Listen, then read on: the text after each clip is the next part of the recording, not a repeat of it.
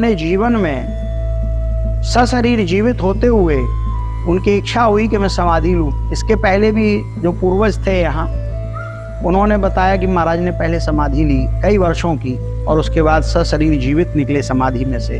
यहाँ पर जो आप देख रहे हैं ये समाधि है जी। ये समाधि का परिक्षेत्र वही परिक्षेत्र है जिसमें महाराज जी ने एक कमरा नीचे खुदवाया है और उसमें सशरीर जीवित बैठ गए हैं। और उसके बाद उन्होंने एक यहाँ के सेवक थे जो महाराज जी की सेवा में रहते थे, सक्सेना जी, उनसे कहा कि मेरी ये समाधि 100 वर्ष बाद आप खुलवाएंगे तो मैं जीवित निकलूं। संतों से भरी इस भारत भूमि पर ऐसे ऐसे महान संत और सिद्ध महात्मा हुए हैं जिनकी शक्ति के सामर्थ्य का ना तो कोई प्रारंभ है और ना ही कोई अंत, जिनकी कृपा से असंभव कार्यों को संभव होने में देर नहीं लगती।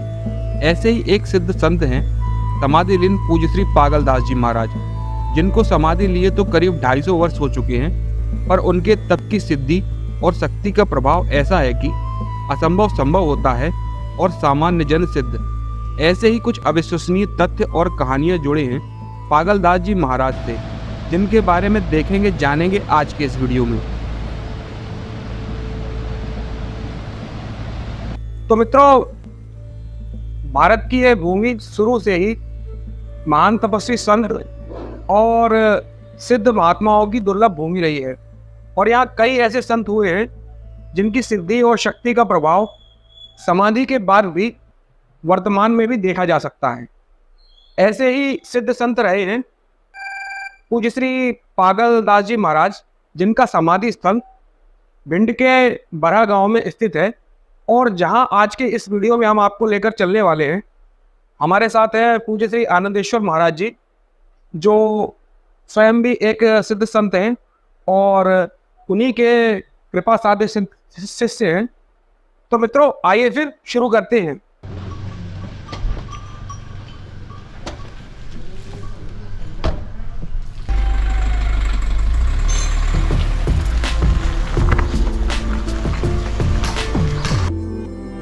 तो मित्रों, पूज्य श्री पागलदास जी महाराज का समाधि स्थल भिंड के बरहा गांव में पड़ता है और ग्वालियर से इसकी दूरी करीब 90 किलोमीटर के आसपास बैठती है।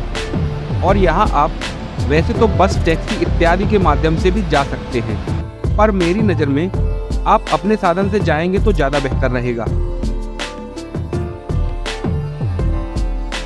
तो मित्रों, छोटे से एक सफर के बाद हम पहुंच चुके हैं समाधि स्थल पर।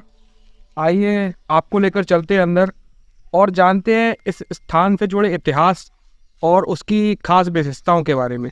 आइए तो फिर चलते हैं।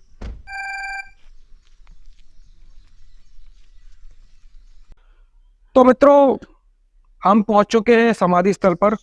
हमारे साथ महाराज जी हैं। महाराज जी, इस स्थान के इतिहास के बारे में थोड़ा बताइए। ये महाराज श्री जो है जी, हमारे ग्राम बरहा जी, जिसमें हम आप अभी उपस्थित हैं जी, ये कहाँ से आए, कहाँ के थे, जी, कौन थे, किसी को ज्ञात नहीं था जी, महाराज जी पहले आकर के गांव के बाहर जी, एक कच्ची गुफा बना ली थी जी, और उसमें रहते थे। लोगों ने समझा कि ये कोई श्रमिक हैं, मजदूर हैं और मजदूरी करते हैं, तो पहले खेती किसानी का काम होता था जी, वही समझ के उनसे व्यवहार करते रहे। किसी ने कहा महाराज हमारी बैलगाड़ी में अनाज भरवा दो, किसी ने कहा फसल कटवा दो। ऐसा व्यवहार महाराज जी के साथ जब लोगों ने किया, ये पता नहीं था कि ये शुद्ध पुरुष हैं, जो संत हैं। तो महाराज जी वहाँ बैठे हुए हैं और जो व्यक्ति बुलाने आया कि हमारा अमुक कार्य है जी, खेती का, महाराज जी चले गए, उसके साथ काम करवा रहे जी। लेकिन दूसरा आया, उसने भी देखा कि महाराज जी यहाँ बैठे हुए हैं और आया, उसने देखा कि महाराज जी ने कि ये व्यक्ति यदि सुबह से आया यहाँ बैठा है, भूखा है, तो महाराज जी ने उसको भोजन दे दिया। महाराज जी की मात्र वहाँ जो गुफा थी उसमें व्यक्ति केवल बैठ पाए, लेट भी नहीं पाए, इतनी जगह थी। उसमें ना कोई रसोई, ना कोई संसाधन, ना कोई अन्न की वस्तु, ना कोई अन्य। वो भूखा आया और महाराज जी ने वहां से थाली लाके उसको दे दी, प्रसाद दे दिया। तो लोगों ने कहा ये निश्चित ऐसा वही कर पाएगा जो संत है, या कोई सिद्ध पुरुष है जिसके पास कोई संसाधन नहीं है, और यहाँ जितने लोग भी आ गए उनको खाने पीने ठहरने की व्यवस्था कर रहे हैं। जी कहाँ से हो रही, क्या हो रही, तो लोग आश्चर्यचकित होते थे। फिर उनको लगा कि ये संत हैं तो इनको हमें निश्चित गांव में ले जाना चाहिए, इनका अनादर ना हो। इस भाव से लोगों ने इनसे आग्रह किया, महाराज जी आप हमारे गांव चलिए। हमारे भी पूर्वज और गांव के लोगों ने ये आग्रह किया, तो महाराज जी ने बोला मैं गांव में नहीं रहूंगा, जी हम साधना करते हैं, एकांत ही चाहेंगे। तो उस दृष्टि से गांव के बाहर एक पर्वत था जी जहां पर उन्होंने कहा मैं वहां रहूंगा, वहां भी एक समय रहेगा उसमें आप लोग मिल सकेंगे, बाकी हमें डिस्टर्ब नहीं करेंगे। इस शर्त पे महाराज जी यहाँ जहाँ हम आप उपस्थित हैं यहाँ आए। यहाँ ये हनुमान जी महाराज का जी प्राचीनतम केवल एक छोटा सा मंदिर था, उस मंदिर पे आकर के यहाँ बैठते थे। जी यही वो पवित्र भूमि है जहाँ महाराज की धुनी 24 घंटे जलती थी, उनका चिमटा गड़ा रहता था और यहाँ बैठे रहते थे। यहाँ से भी गांव का कोई व्यक्ति इधर से आया, कोई पीछे से एक रास्ता थी कच्ची उधर से आया, उसने आकर के कहा महाराज जी आज आप हमारा निवेदन स्वीकार करें, जी आज हमारे घर पधारे हैं। जो जिस भाव से आया महाराज जी ने उन सभी से कभी भी किसी के भाव को नहीं ठुकराया, वह सच्चे मन से आया है। तो महाराज जी वहां पहुंचे हैं और आश्चर्य की बात ये थी कि महाराज जी आप 24 घंटे बैठे। ये देख कर के लोग आश्चर्यचकित हुए और बोले महाराज जी, तो दूसरा व्यक्ति आया उसने कहा महाराज जी तो वहां बैठे थे और यहाँ शादी में भी थे। ये महाराज जी के जब चमत्कार देखे तो उनका भाव चमत्कार नहीं था, उनका था कि भक्ति, और उन्होंने अपने जीवन में केवल मानव धर्म मानव जाति को ही माना है और भगवान की सेवा निष्काम भाव से जीव करे, किसी के साथ छल ना करे। ये प्रेरणा इस सिद्ध पीठ के माध्यम से दी है और अपने जीवन में सशरीर जीवित होते हुए उनकी इच्छा हुई कि मैं समाधि लूं। इसके पहले भी जो पूर्वज थे यहाँ उन्होंने बताया कि महाराज ने पहले समाधि ली कई वर्षों की और उसके बाद सशरीर जीवित निकले समाधि में से।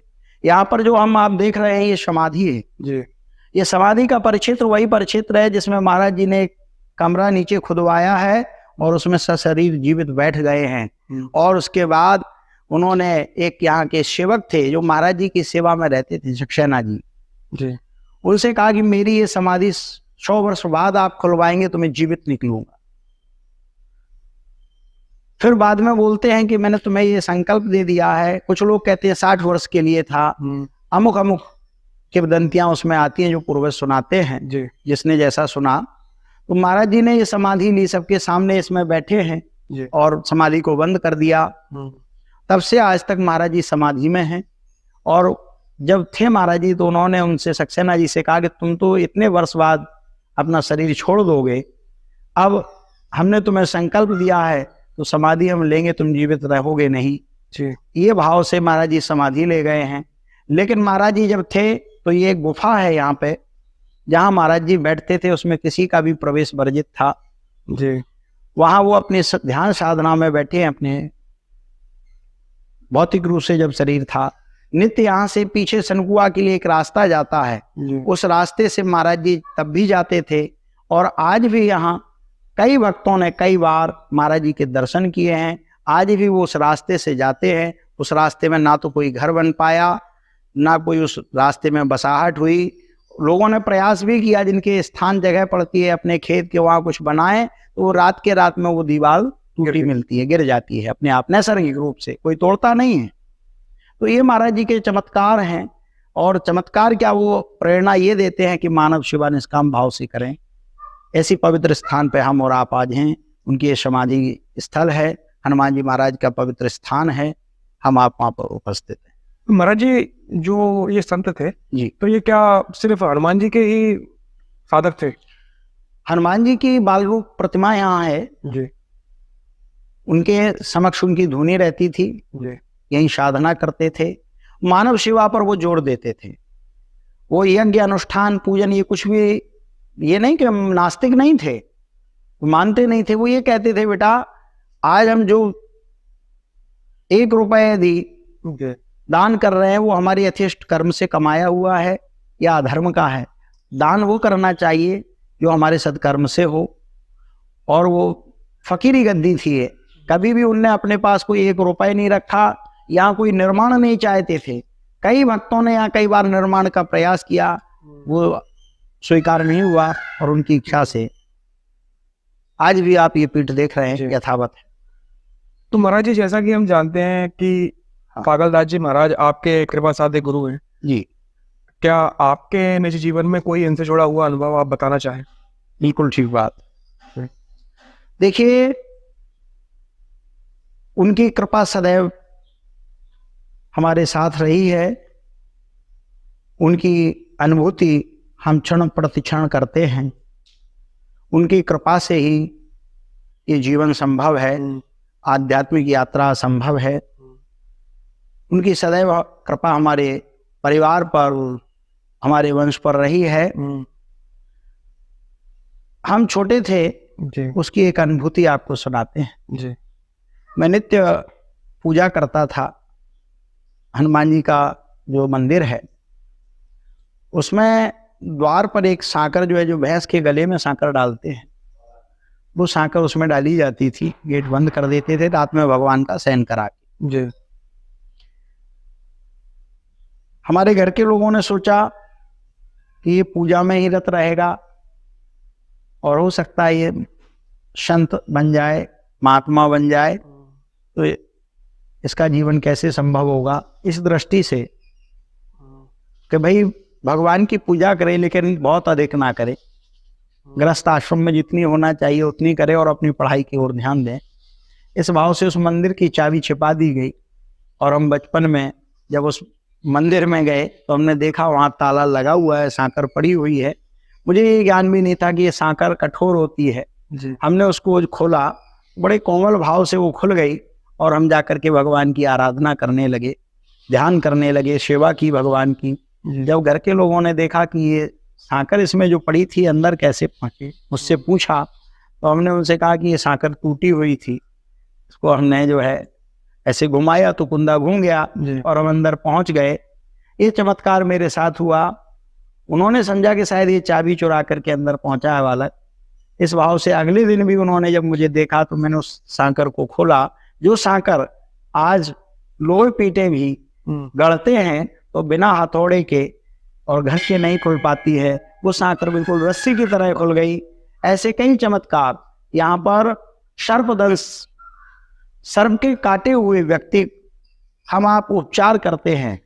ये जो समाधि है यहाँ पर भारतवर्ष के विभिन्न क्षेत्रों से लोग आते हैं, केवल महाराज के नाम की मिट्टी उठा के सांप ने जहाँ काटा है वहाँ लगा दें तो वो जो है विष काम नहीं करता है। और गुरु पूर्णिमा को वो जहर फिर चढ़ेगा तो आके यहाँ समाधि के दर्शन कर जाएं, उनका जहर खत्म हो जाता है। यहाँ बहुत बहुत दूर से जो बाधाओं से ग्रसित सांकरों से बंध के लोग यहाँ आते थे, वो जो है आकर के यहाँ लाभ प्राप्त करते हैं। ये वो सब उनकी कृपा है। मैंने बचपन से ऐसे कई भगवान की प्रत्यक्ष अनुभूतियाँ गुरु के रूप में की हैं, वो आपसे शेयर कभी की हैं। और भी कई जीवन में नित्य नई अनुभूतियाँ हम लोग करते हैं। परमहंस पागलदास महाराज जी की ये साधना की गुफा है। इसमें महाराज जी इसी तख्त पर बैठ के साधना करते थे। इस गुफा में किसी का प्रवेश वर्जित था, कोई भी व्यक्ति इसमें आता नहीं था। यहाँ महाराज जी का कोई फोटो नहीं था। कुछ भक्तों की ऐसी इच्छा थी कि महाराज जी दर्शन यदि देते हैं तो मुझे भी दर्शन दे दें तो मैं इनकी फोटो बना दूं। आप लोग जानते हैं भारतवर्ष के अच्छे से अच्छे आर्टिस्ट रहे प्रभात राय जी, जो महाराज जी के यहाँ समाधि स्थल पर आए और ऐसे ही उनसे जिक्र हुआ कि महाराज जी यहाँ दर्शन देते हैं तो प्रभात जी बोले मैं अच्छा आर्टिस्ट हूँ, पेंटिंग बनाता हूँ, यदि महाराज जी मुझे दर्शन दे देंगे तो मैं महाराज जी की फ़ोटो बनाऊँगा। इस भाव से प्रभात जी इस गुफा में आए, महाराज जी से आग्रह किया, अनुमति ली और इस गुफा में प्रभात जी आए तो उनको तेज अग्नि जैसा स्वरूप, मतलब भगवान तो नहीं दिखे हैं महाराज जी, लेकिन उनको तेज अग्नि जैसे पहले ज्वालाएं उड़ते हुए दिखी तो वो यहाँ से बाहर निकल गए गुफा से। फिर पुनः महाराज जी से आग्रह किया और आकर के बैठे, महाराज जी का ध्यान किया तो महाराज जी के दर्शन प्रभात राय जी को हुए। तब उन्होंने एक हाथ से एक पेंटिंग बनाई। उस पेंटिंग को बनाने के बाद करीब करीब इस समय में उनको 20 से 25 दिन लगे। उस पेंटिंग को लेकर के जब यहाँ पूर्णमासी का मेला होता था उसमें आए, आकर के जो 2 लोग जीवित थे जिन्होंने महाराज जी को उस समय देखा था, तो उनको दिखाया कि ये कौन है, आप जानते हो? उस पर नाम नहीं डाला था। तो बोले ये तो समाधि वाले महाराज हैं, परमहंस जी की फ़ोटो ये कहाँ से आई? क्योंकि उस समय जब महाराज जी ने समाधि ली तो कोई फ़ोटो का साधन नहीं था, वीडियो का साधन नहीं था। प्रभात जी को जब ये बताया गया, उस पेंटिंग में नैसर्गिक रूप से महाराज जी का एक हाथ छोटा एक बड़ा है, जो उस पेंटिंग में भी देखने में आया। और महाराज जी का वही स्वरूप देखकर भक्त लोग आश्चर्यचकित हुए। तब फिर उस पर महाराज श्री का नाम श्री श्री 1008 पागलदास समाधि वाले महाराज नाम लिखा गया। और ये पेंटिंग उसी से फिर बनाई हुई मूर्ति है। और इस तपोस्थली पर हम आप विराजमान हैं। महाराज जी के चरणों में नमन करता हूँ, दंडवत। तो महाराज जी आप यहाँ मानते हैं? हाँ, ये मंदिर बहुत प्राचीन काल से बना हुआ है। जी करीब 200 साल हो गए हो इसको। जी और जब से हमारे पूर्वज यहाँ सेवा पूजा के लिए नियुक्त हैं जी और वो रहे हैं और आज भी हम हैं। और ये स्थान ऐसा है कि यहाँ पुजारी जो है कोई तनख्वाह वाला नहीं रहता है। जी पुजारी यहाँ स्वतंत्र रहता है। महाराज जी परमहंस हो चुके हैं, उन्होंने कह दिया था हम समाधि ले रहे हैं, जिंदा समाधि है ये। महाराज जी इसमें जिंदा बैठ गए थे और बोल रहे थे सब लोगों से कि 12 साल में आप निकलवा लोगे, हम जिंदा निकलेंगे। दरवाज़ा बंद कराया, अपन कोई दरवाज़ा बंद नहीं कर सकते हैं, क्यों केस लगेगा, किसको बंद कर रहे हैं, वो मर जाएगा नहीं। अब इसमें एक चीज़ जुड़ी रह गई है, उसको हम और बता रहे हैं आपको। आज से पूर्व में करीब 7 साल हुए होंगे, इनके पिताजी ने संतोषानंद जी ने यहाँ यज्ञ कराया। हो सकता है महाराज जी की कृपा होगी, आदेश दिया हो, बिना आदेश के तो कुछ होता ही नहीं यहाँ। तो ये काशी विश्वविद्यालय से 100 विद्वान पंडित लाए क्या समाधि खुलवाने के, उसमें इन्होंने यज्ञ किया, बहुत बड़ा यज्ञ हुआ था। ये अभी की बात है, बहुत नहीं, 6-7 साल पुरानी बात। और शंकराचार्य जी को तो आप सब लोग ही जानते हैं कि शासन से 24 घंटे की छुट्टी मुश्किल में मिलती है, तब शंकराचार्य जाते। और यहाँ शंकराचार्य महाराज आए तो ग्वालियर वो हेलीकॉप्टर से होते और फिर महाराज की गाड़ी में बैठ कर के साथ में आए, जीप से आए ग्वालियर से, और यहाँ 7 दिन रहे। उन्होंने भी बहुत तपस्या की यहाँ, वो पंडितों ने यहाँ अनुष्ठान किए वो यज्ञ में।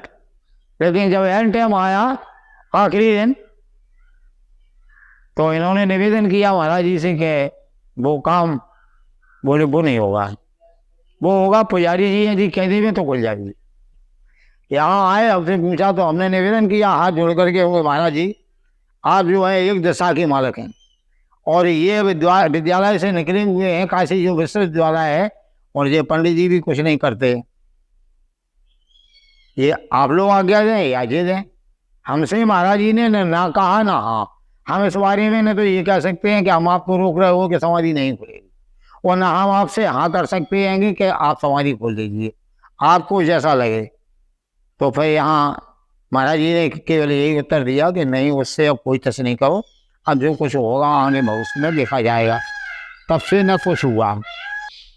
ऐसे इनके बहुत खेल हैं, एक आध चरित्र नहीं है, इनके बहुत चरित्र हैं।